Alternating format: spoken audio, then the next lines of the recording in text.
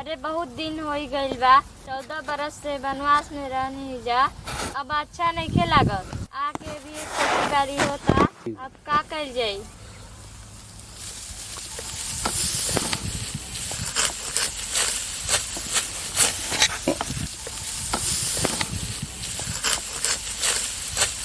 जल्दी जल्दी काटा हो लक्ष्मण।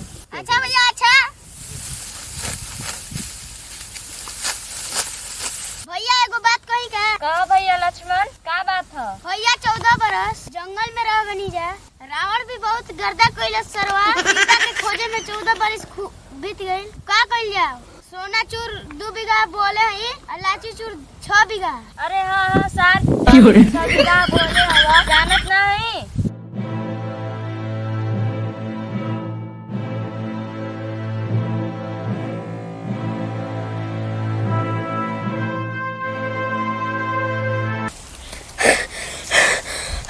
राम भैया का भइल भरत भैया, काहे आफत हुआ। भाई बोलो का बात था। बहुत बुरा खबर बा भैया।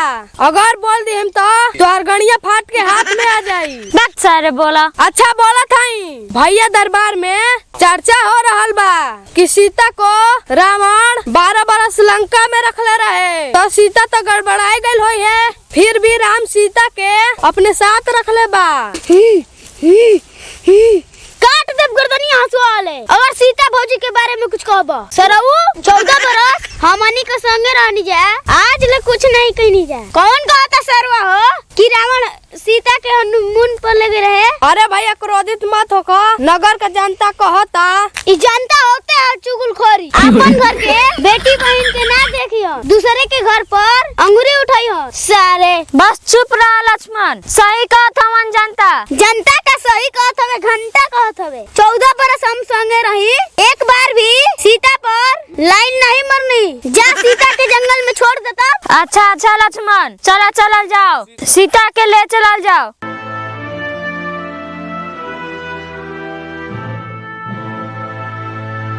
प्रणाम बते माता सीता। खुश रह मान। माता ठग बालू ना। हां ठीक ठाक बने। कहाँ गइल बड़ा प्रभु। गोल बनन धान काटे। धान काटे। हां धान काटे। 14 बरस से वनवास कट कइलन जा, खेती करे बोलन जा। 4 बीघा सोना चूर, 6 बीघा मोती चूर, 2 बीघा मोटका उहे काटे गोल बोलन जा। अच्छा अच्छा माते। उठाल मान।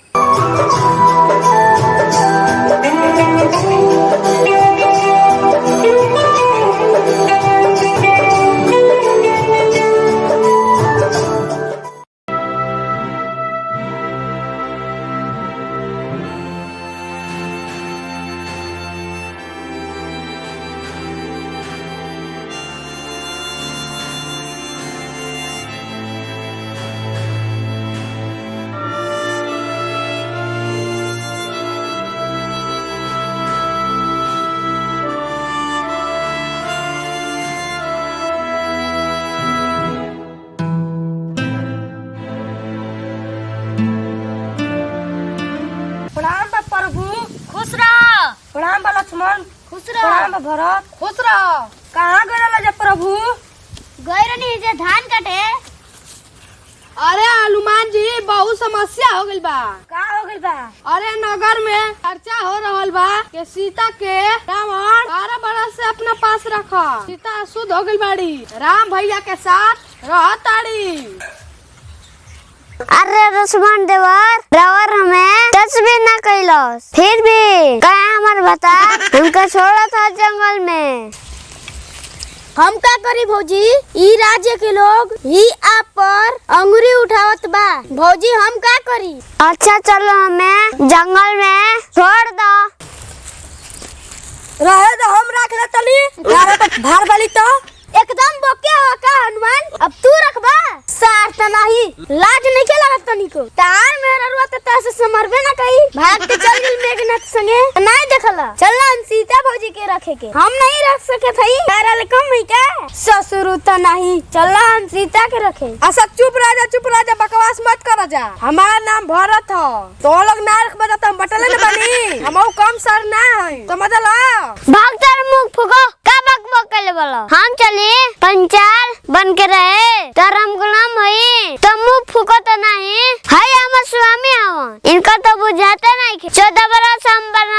रहनी, कितना खर्च उठा रहनी जनता के कहला पर। हमका बाद में जरूरत हम स्वामी, इधर स्वामी बालन स्वार्थ बालन, इनका रमतिन मुदाई खुजला पर ना मिली जलना हनुमान। हाँ माता सीता कहत रहो, अबे कहत रख लम सीता के तो लाज ने खेलागत ओसे तो पछे कबाल सारा बड़वा समझला। अच्छा चुप रहो भौजी, चलो तो के जंगल में छोड़ी आई। चलो हनुमान चलो लेके चली जाए।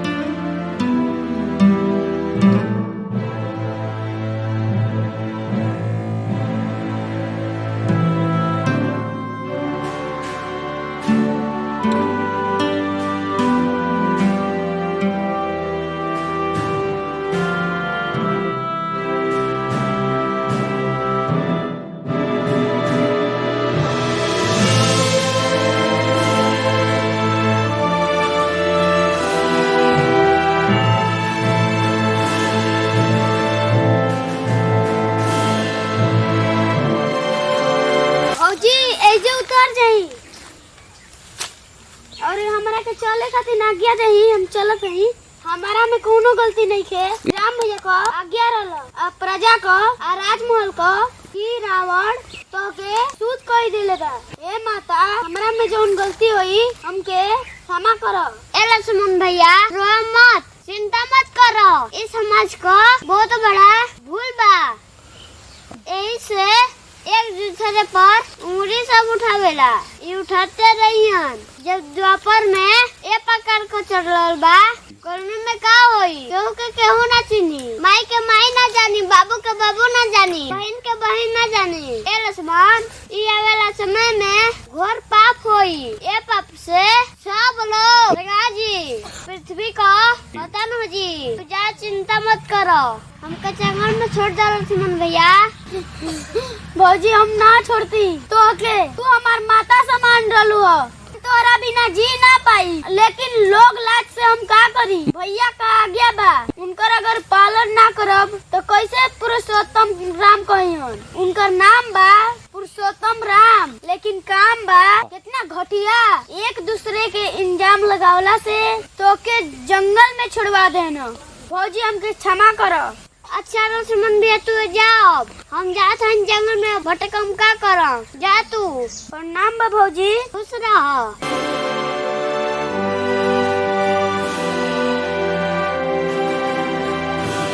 रुको रुको लक्ष्मण भैया रुको।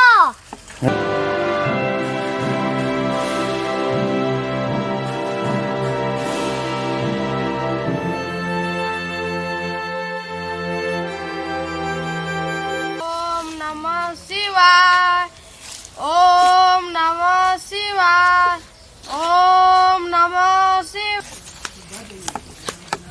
प्रणाम बड़ी शिवर। ओ मस्त रहो। जंगलवा में एगो कन्या घूमतली। जंगलवा में एगो कन्या घूमतड़ी। हाँ गुरुदेव। रहो देखा तनी।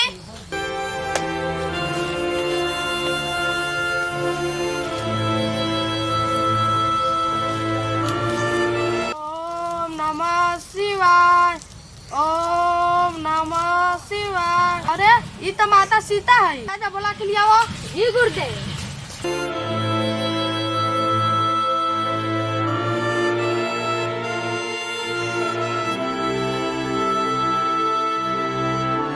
प्रणाम बा माता सीते। खुश रहो। जंगलवा में तू का करत रू? ना जानो थो मौसी ना स्वामी हमके जंगल में वनवास दे देल बालन। चिंता मत करो, हमारा संग चला कुटिया में रहो, तो के केहू परेशान ना करी। अकेले जंगल में शेर बाघ नहीं है ना? ना ना जो शेर बाघ नहीं हन, से जो पूछला शेर बाघ नहीं हन। चला कुटिया में रहा कवंडल ले ली।